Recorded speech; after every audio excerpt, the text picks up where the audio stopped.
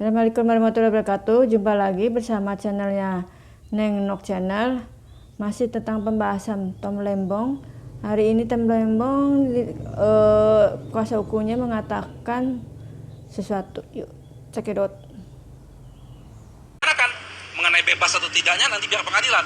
Tapi kan orang sudah jadi tersangka dulu, orang sudah ditahan dulu. Itulah makanya KUHP mengatur secara rigid, secara jelas. Bahkan putusan MK sudah jelas-jelas memahami ini. Jadi ini satu kekeliruan yang sangat fatal menurut kami. Itu yang pertama. Lalu yang kedua, tadi juga dijelaskan, kawan-kawan semua media mendengar, bahwa ternyata expose dengan BPKP, ya, yang bicara tentang kerugian negara, baru pada tanggal 9 November. Coba bayangkan, baru pada tanggal 9 November, tadi diakui dalam persidangan. Sedangkan penetapan tersangka 29 Oktober. Artinya orang dijadikan tersangka dulu, barulah terjadi pembicaraan dengan BPKP tentang melawan hukumnya, tentang kerugiannya dan segala macam. Ini fatal sekali. Proses-proses ini yang dikatakan oleh Pak Jaksa Agung bahwa telah melalui tahapan, terbukti hari ini tidak melalui tahapan yang benar.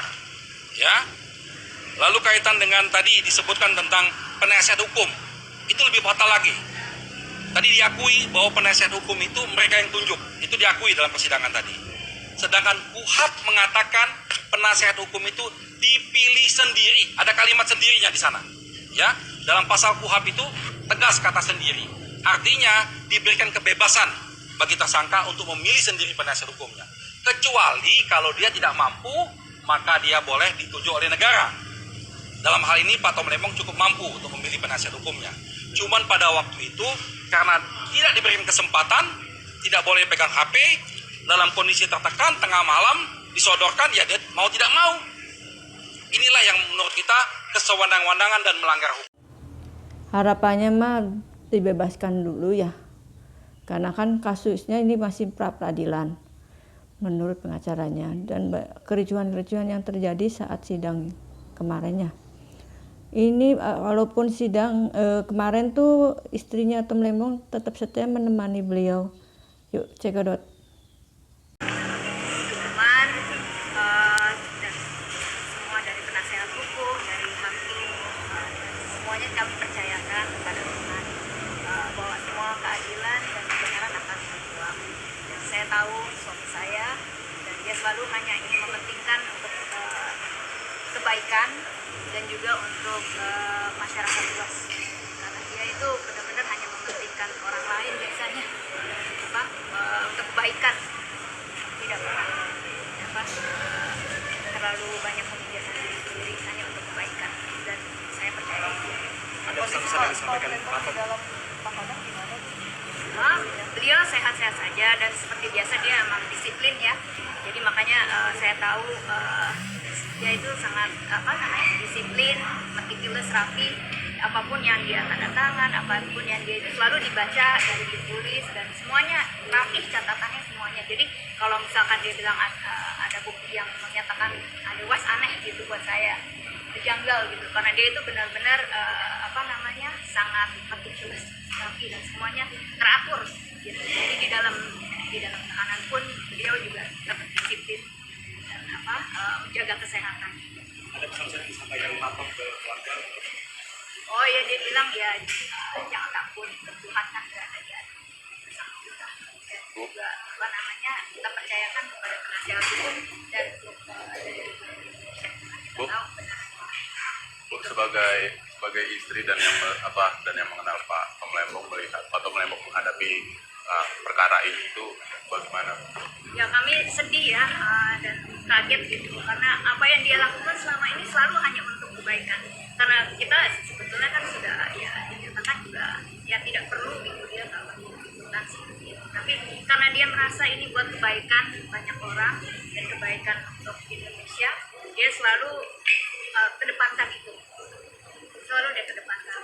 Walaupun ya buat keluarga berat gitu kan, mesti berpisah dengan dia, karena kita kan di luar, dia mesti balik ke sini, itu berat. Tapi karena dia benar-benar dari dulu, sebelum saya kenal dia juga, baru kenal dia, itu di BPPN segala macam, semua yang dilakukan itu hanya untuk Indonesia. karena dia hanya berbuat untuk kebaikan orang banyak. Oke, makasih. Bang, sedikit bang. Tadi kan ada Beliau tuh orang yang perfeksionis ya. Mungkin percaya bahwa suaminya tidak bersalah. Komen-komen di bawah menurut kalian kayak gimana?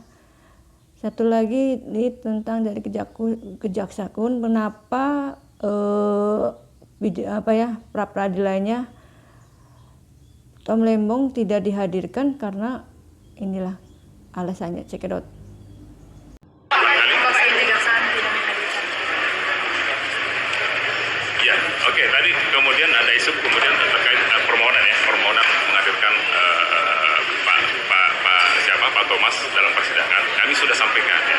Pandangan kami adalah ketika ini sudah beliau kan sebagai prinsipal ya sudah memberikan kuasa kepada penasihat hukum dan tidak ada keharusan atau kewajiban sebetulnya kepada tersangka untuk hadir di persidangan praktik. Tidak ada. Itu sekali lagi. Yang kedua, ini kan kita bicara tentang urgensi ya, betul. Tadi kan kami menanyakan juga kepada kuasanya bahwa kemudian urgensinya apa? Kalau kaitannya sebagai saksi, tentu kan tidak bisa.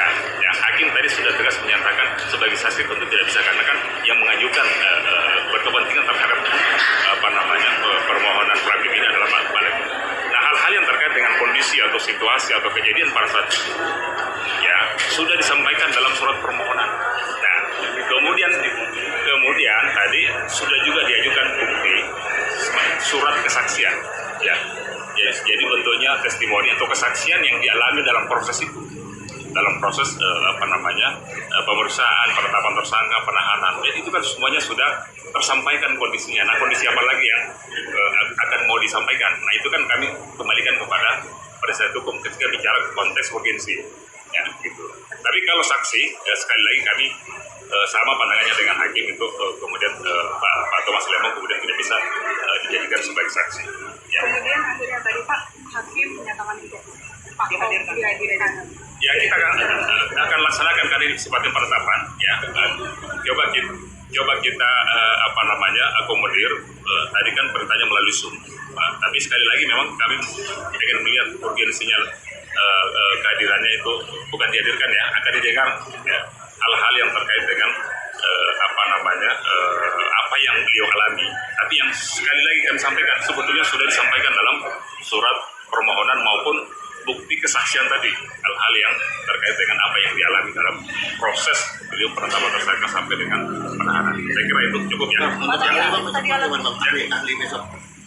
Ahli untuk besok ya, jadwal berikutnya nanti kesempatan kepada pemohon ya. Tadi sudah sampaikan ada 5 ya ahli yang.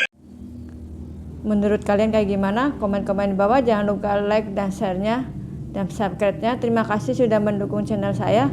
Dan mau video apa, reaksi apa lagi yang mau saya bahas, terima kasih. Assalamualaikum.